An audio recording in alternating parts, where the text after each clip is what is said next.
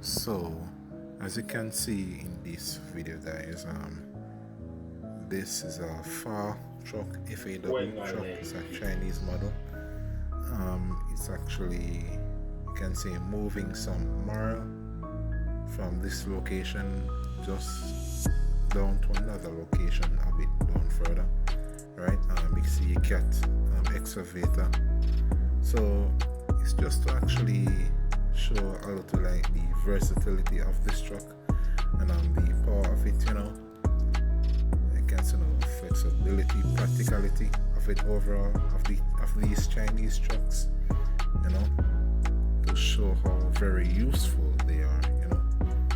We've been seeing them in Jamaica for a number of years now, and they've actually shown their strength, and you know, they're actually pretty good overall. So this is in the Montego Bay G15 era, right near Freeport. You know, the Hurricane Melissa has affected here really badly, so they're actually repairing the area, you know. So yeah, so continue to enjoy the video, guys, and watch the action.